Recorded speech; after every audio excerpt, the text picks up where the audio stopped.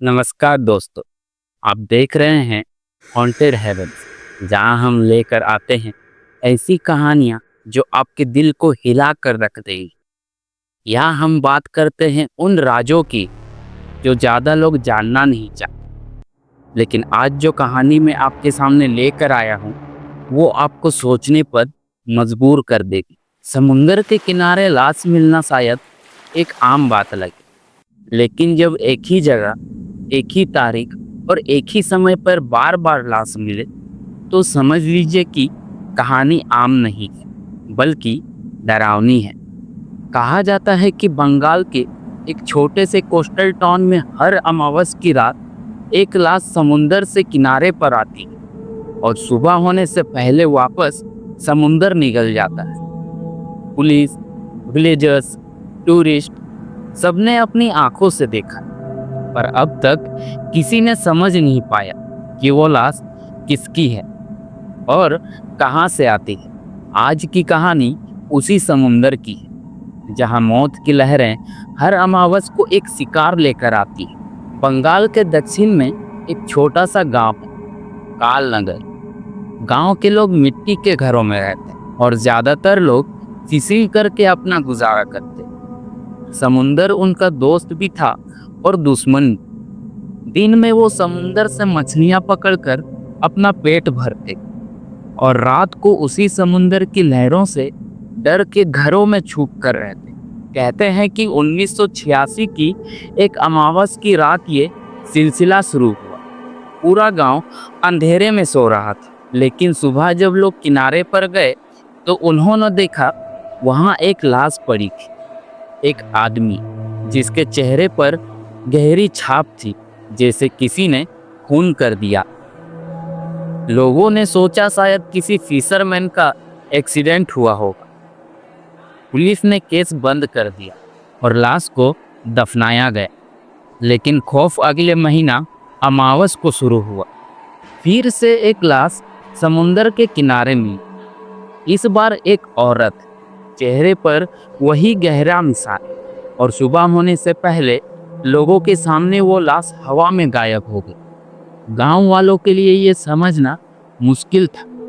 कुछ लोग कहते ये समुंदर का श्राप है, कुछ कहते ये उन आत्माओं का बदला है जो समुंदर ने निगल ली थी। एक रिपोर्टर अरिंदम इस कहानी को सुनकर गांव आया।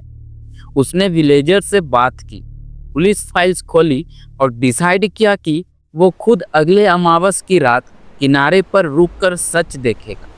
रात के 12 बजे हवा तेज चल रही थी। समुंदर की लहरों की गरज से जमीन कांप रही थी। अरिंदम ने अपनी टॉर्च ऑन की और किनारे के पास एक छोटी बोट के पीछे छुप गया। शाम से ही गांव में सन्नाटा था। घर के दरवाजे बंद, कोई बाहर नहीं, सिर्फ अरिंदम और उसकी रिकॉर्डर। जैसे ही घड़ी ने 1 बजाया, समुंदर से आवाज आई, जैसे कोई रोते हुए चीख रहा हो। लहरों के साथ एक आदमी की आकृति उभरने लगा। धीरे धीरे एक लाश किनारे पर आ रुकी। अरिंदम ने देखा, उसकी आंखें खुली हुई थी और उसके होठों से पानी नहीं, खून बह रहा था। उसने रिकॉर्ड में सब नोट करना शुरू किया, लेकिन फिर कुछ अजीब हुआ। वो लाश उसी तरफ घिसकने लगी जहां अरिंदम छुपा था। जितना वो दूर भागने की कोशिश करता, उतना ही लाश पास आती गई। उसने जोर से चीखा और बेहोश हो गया। सुबह विलेजर्स ने उसे किनारे पर पाया। वो जिंदा था, लेकिन उसका रिकॉर्डर खराब हो चुका था और लाश, जैसे हमेशा होता था, गायब हो गई थी। अरिंदम ने फिर कभी वापस उस गांव का रुख नहीं किया, लेकिन गांव वालों का कहना है आज भी हर अमावस रात को एक लाश समुंदर से आती और किसी न किसी को अपना शिकार बना देती है। समुंदर के उस किनारे पर आज भी कोई रात को नहीं जाता, क्योंकि लोग कहते हैं वो लाश नहीं, बल्कि समुंदर का भूत है। दोस्तों, आपको क्या लगता, क्या सच में समुंदर किसी की आत्मा को वापस लाता है, या फिर ये सिर्फ एक अजीब कोइंसिडेंस है? आप अपना एक्सपीरियंस या अपनी कोई डरावनी कहानी कमेंट सेक्शन में ज़रूर शेयर कीजिएगा।